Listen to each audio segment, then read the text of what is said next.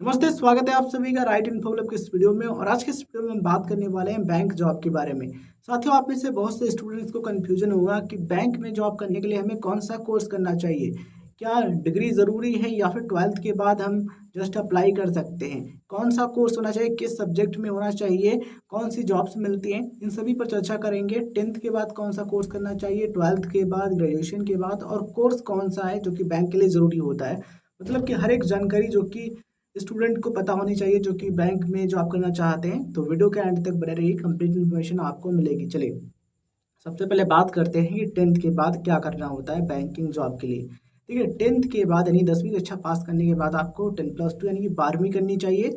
और 12वीं हो सके तो आप कॉमर्स स्ट्रीम में करें, क्योंकि बैंकिंग फील्ड में अगर आपको जाना है, ये तय है कि मुझे बैंक में जॉब करना है, बैंकिंग सेक्टर में ही रहना है, ठीक है, तो कॉमर्स से कीजिए। कॉमर्स से इसलिए क्योंकि आप उसी फील्ड से संबंधित चीज़ें, जो सब्जेक्ट्स हैं, वो आप पढ़ लेंगे, तो बाद में आपको कोई दिक्कत नहीं होगी। आगे का जो सिलेबस है वो आप आसानी से समझ पाएंगे एंड बैंकिंग सेक्टर में आप अपनी अच्छी पकड़ बना सकते हैं, ठीक है। तो 10th के बाद आप 12th करेंगे कॉमर्स स्ट्रीम में, ठीक है।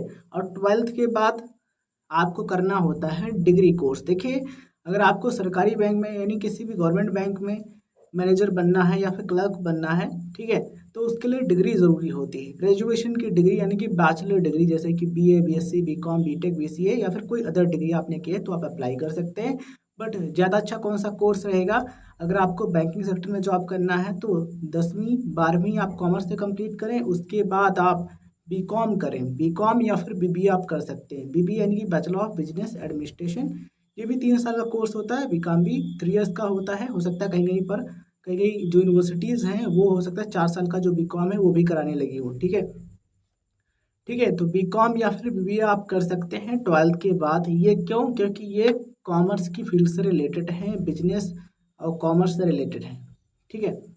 तो ये ज़रूरी होता है कि आप उससे संबंधित स्ट्रीम में करें, क्योंकि उससे फ़ायदा क्या रहता है कि आपको वो चीज़ें समझने में आसानी रहती है। वैसे देखिए, जो आईबीपीएस पीओ का एग्जामिनेशन होता है, आईबीपीएस क्लर्क का एग्जामिनेशन होता है, इसके अलावा एसबीआई पीओ, एसबीआई क्लर्क का एग्ज़ाम होता है, ठीक है। इन सभी के लिए बीए वाला भी अप्लाई कर सकता है, बीकॉम वाला भी, बीटेक वाला भी, या फिर किसी अदर स्ट्रीम वाला स्टूडेंट भी अप्लाई कर सकता है। बट अगर आप 10+2 यानी कि 12वीं पास कर चुके हैं तो आप बीकॉम करें या फिर बीबीए करें, वैसे आपकी मर्जी, कोई अदर कोर्स भी कर सकते हैं। वैसे मैं रेकमेंड करूंगा कि आप बीकॉम करें। उसके पीछे लॉजिक क्या है कि आप कॉमर्स से रिलेटेड ही चीज़ें पढ़ेंगे, तो वो आपको एग्जामिनेशन को समझने में और आपको जॉब समझने में भी आसानी रहेगी, ठीक है। वैसे देखिए, आईबीपीएस पीओ का है एग्जामिनेशन, इसमें भी किसी स्ट्रीम से ग्रेजुएशन आपने किया है, बैचलर डिग्री की है, आप अप्लाई कर सकते हैं। आईबीपीएस जो क्लर्क का एग्ज़ाम होता है उसमें भी किसी भी स्ट्रीम का स्टूडेंट अप्लाई कर सकता है, ग्रेजुएट स्टूडेंट, ठीक है। और वहीं एसबीआई की बात करें, एसबीआई पीओ या फिर क्लर्क की बात करें, तो उसमें भी किसी भी स्ट्रीम से आपने ग्रेजुएशन किया तो अप्लाई तो कर सकते हैं। बट आपके लिए ज़्यादा अच्छा रहेगा कि आप बीकॉम या फिर बीबीए करें, तब आप अप्लाई करें, ठीक है। परसेंटेज की बात करें तो देखिए, कम से कम आपके 50 से 55% तो होने ही चाहिए।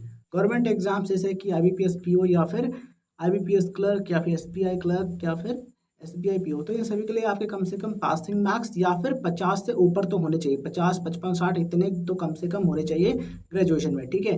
तो वैसे कोशिश करें ज़्यादा नंबर लाने की, लेकिन अगर आपके 50, 55, 60% तक हैं तब भी आप अप्लाई कर सकते हैं।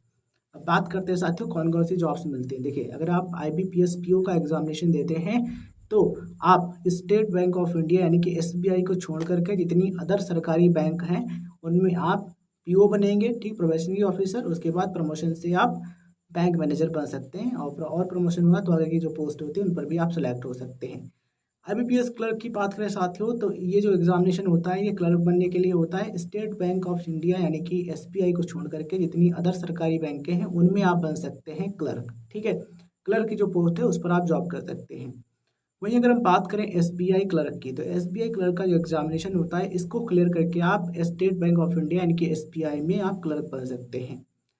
वहीं अगर हम बात करें एसबीआई पीओ की, तो अगर आपको स्टेट बैंक ऑफ इंडिया यानी कि एसबीआई में बैंक मैनेजर बनना है, ठीक है, मैनेजर की पोस्ट पर काम करना है, तो आप एसबीआई पीओ का एग्जाम क्लियर करेंगे। पीओ यानी कि प्रोबेशनरी ऑफिसर के तौर पर काम करेंगे, उसके बाद प्रमोशन से आप बैंक मैनेजर बन सकते हैं।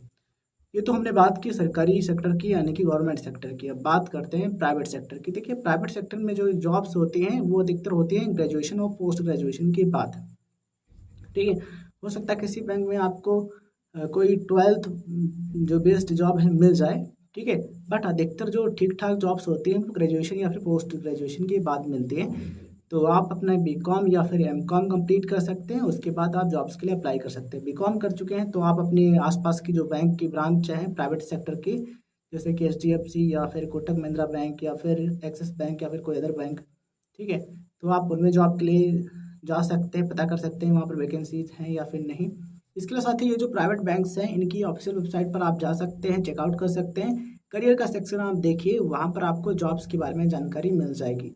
तो इस तरीके से आप जॉब फाइंड कर सकते हैं। प्राइवेट सेक्टर के लिए ग्रेजुएशन या फिर पोस्ट ग्रेजुएशन, हो सकता है 12th बेस जॉब्स की जो वैकेंसीज हैं वो भी अवेलेबल हों, लेकिन वो अधिकतर फील्ड वाली रहती हैं। बट अगर आपको बैंक में बैठ करके, ठीक है, मैनेजर लेवल की जो पोस्ट है या फिर क्लर्क लेवल की जो पोस्ट है उन पर जॉब करना है, तो आपको साथियों ग्रेजुएशन या फिर पोस्ट ग्रेजुएशन की डिग्री कंप्लीट कर लेनी चाहिए, देन आपको जॉब के लिए अप्लाई करना चाहिए।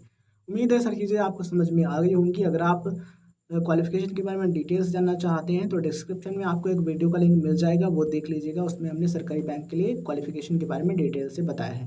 धन्यवाद, जय हिंद, जय भारत। हम आपसे मिलते हैं एक नए वीडियो में नए टॉपिक के साथ।